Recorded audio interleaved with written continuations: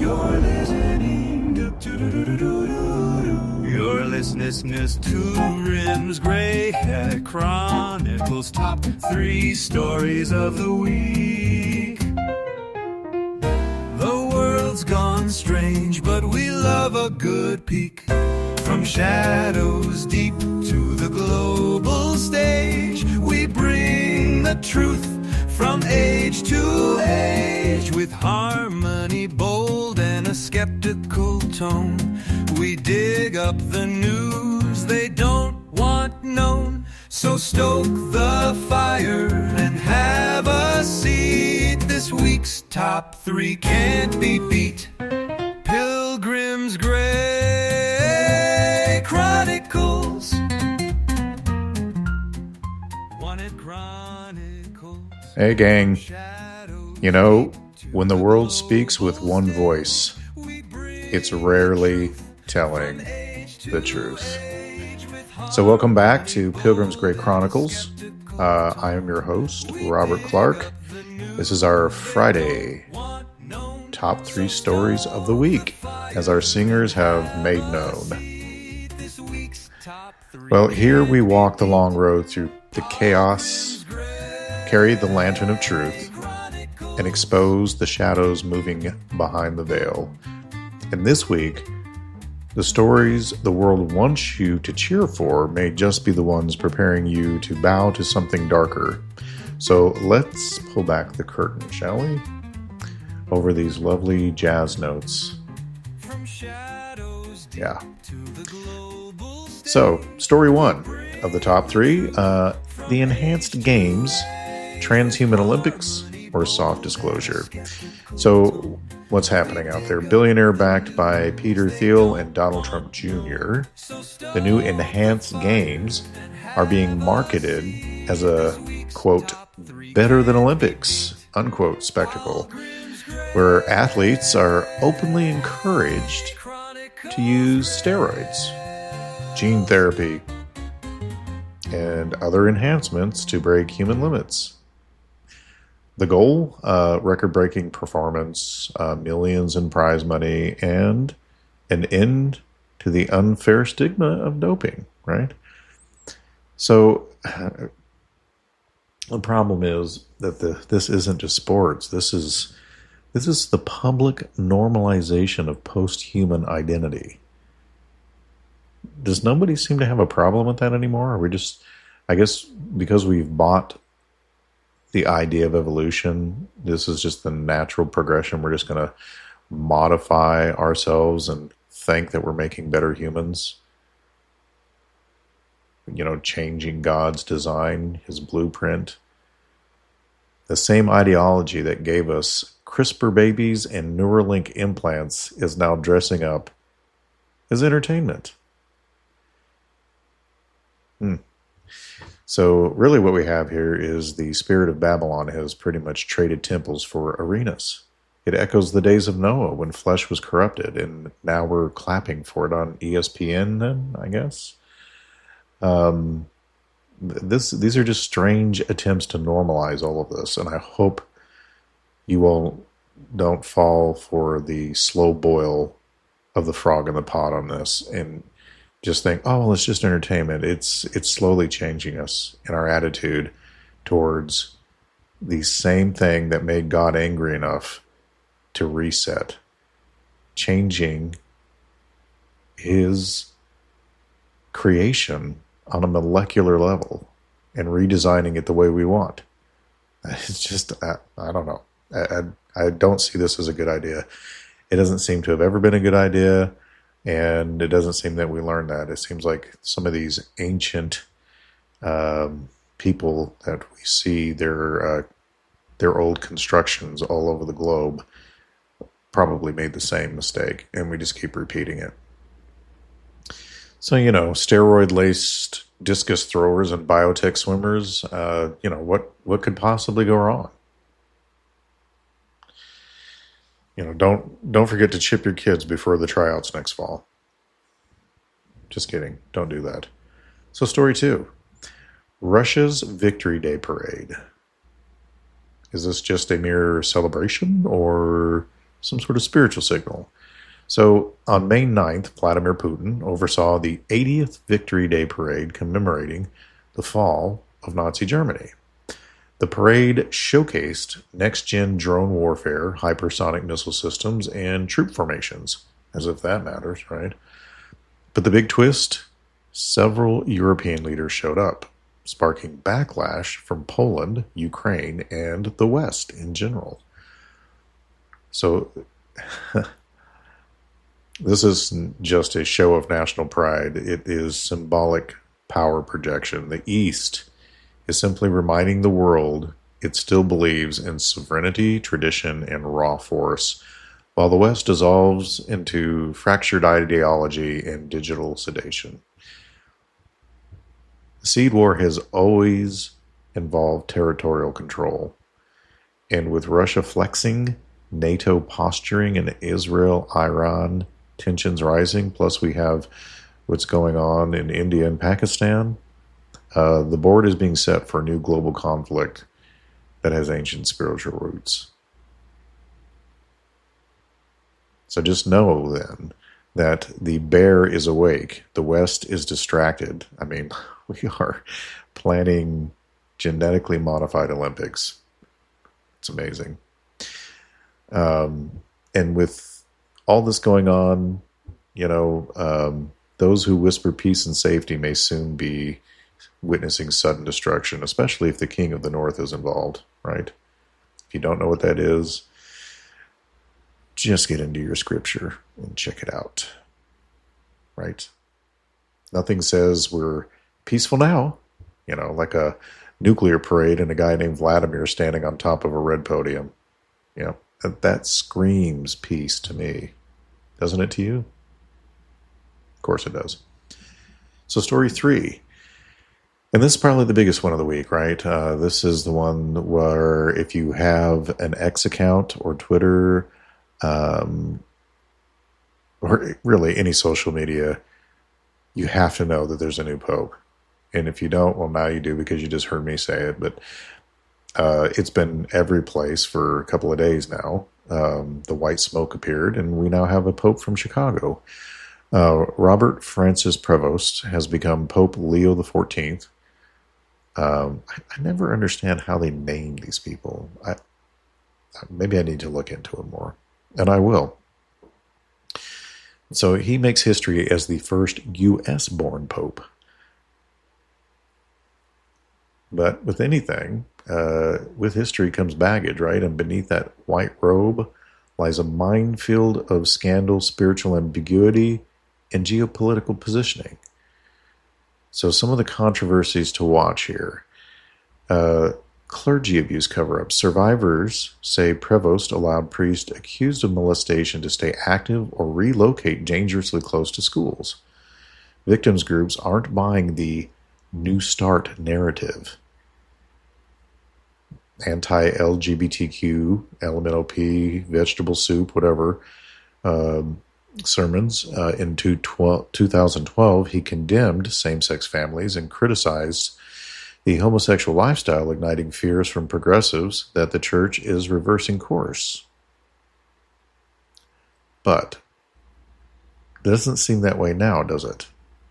And then in social media history, he criticized U.S. immigration policy, expressed solidarity with George Floyd protesters, and has been labeled both a Marxist and a globalist plant.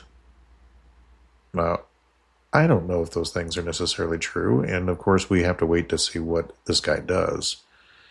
But more importantly, I would say that none of this is just about one man. This is about the power center of global religion shifting towards syncretism and spiritual convergence. Right? The Vatican has long claimed universal spiritual authority. And I'm not talking about over us. I don't care what the Vatican says.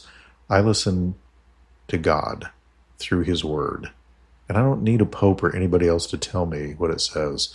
The Lord I follow said he sent the Holy Spirit to help me to understand it. And that if I ask for wisdom and discernment to understand it, that he gives it liberally without finding fault, right? But anyway, so now it has a pope who looks modern, feels diplomatic, and may be setting the stage for interfaith unification. It reminds me of Revelation 13:11. He had two horns like a lamb, but spoke like a dragon. So whether Pope Leo XIV is the false prophet or just another step forward to it, the throne he occupies is ancient, and it may be the final one to bow before the beast. You know, he's from Chicago, but don't expect him to take confession on 63rd and Pulaski, because this isn't about the flock, it's about the throne. And I don't know what this guy's going to do. I think we just need to keep our eyes peeled and see what goes down. I just know that from what I am reading out there, this guy is a real mixed bag, and I can't think of anything aside from the Chicago Cubs.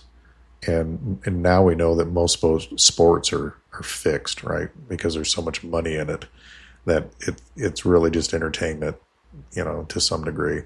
But anyway, I don't know of anything good that's come out of Chicago, right?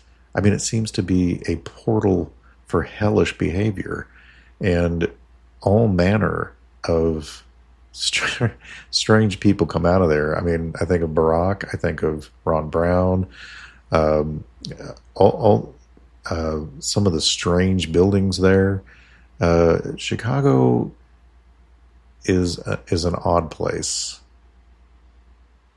I think of some of the world fairs held there and some strangeness.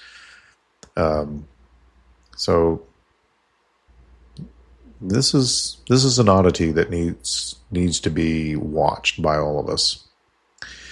And what I really feel, to wrap things up, because this is just a short 3 stories of the week. I don't want to tie you up for an hour or anything like that. And I have no idea why my laptop fan has suddenly kicked into high gear since there's nothing going on, but I apologize for my fans. My goodness. So here's what you're really seeing this week.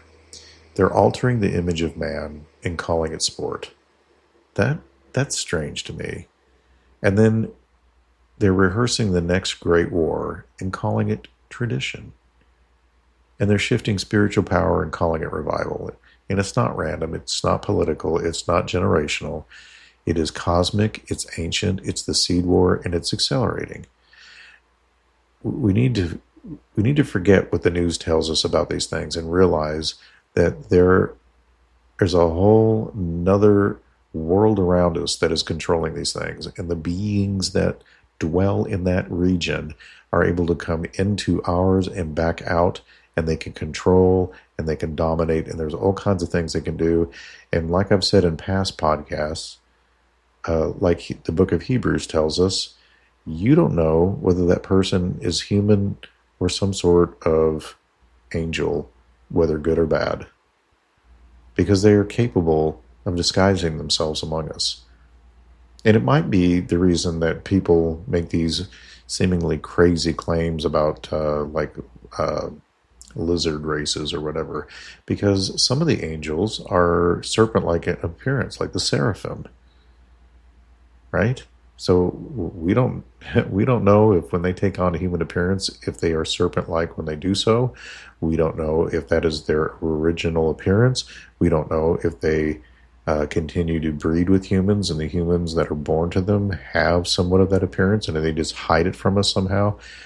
There's all kinds of things, and I'm not saying that all angels look that way. I'm just saying angels come with different appearances, just like humans. We don't all look the same. Angels don't all look the same. God's creation is very, very varied, to put it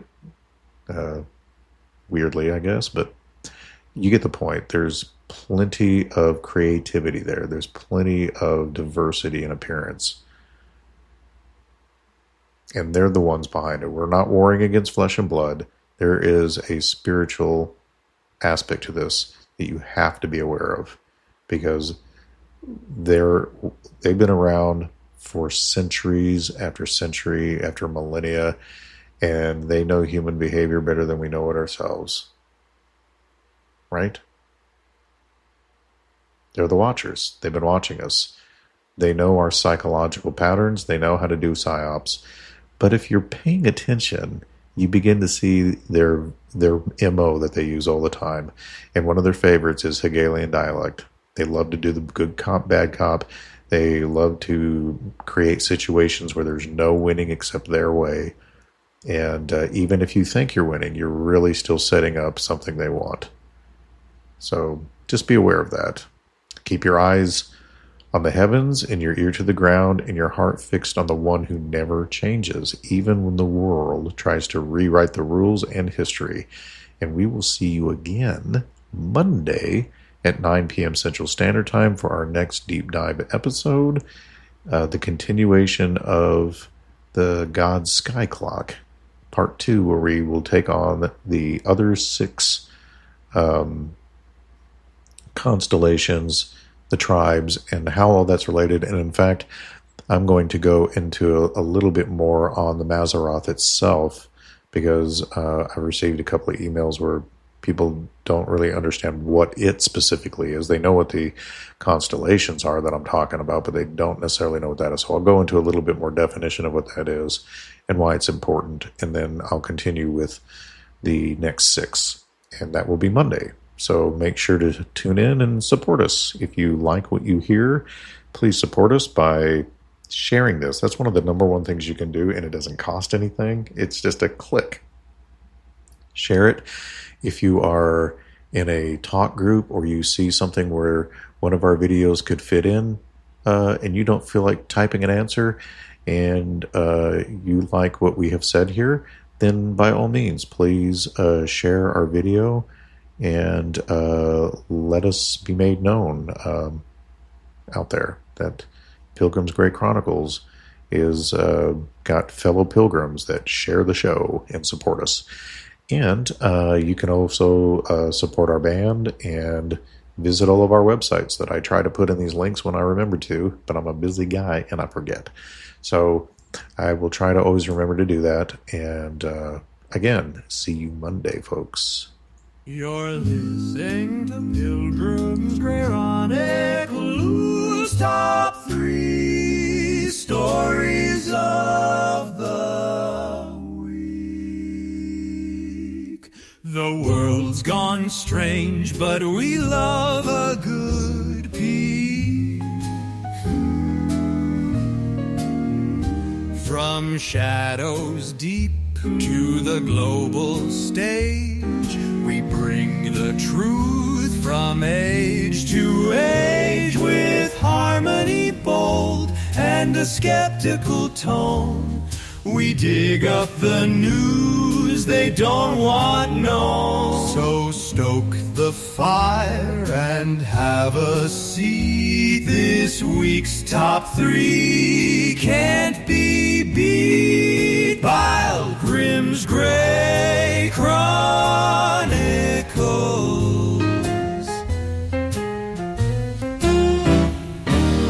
La-do-do-boo.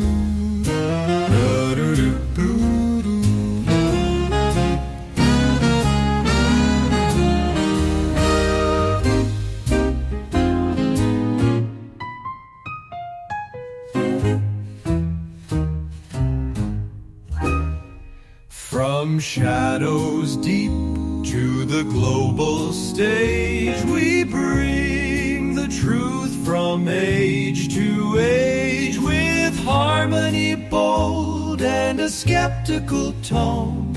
We dig up the news they don't want known. So stoke the fire and have a seat. This week's top 3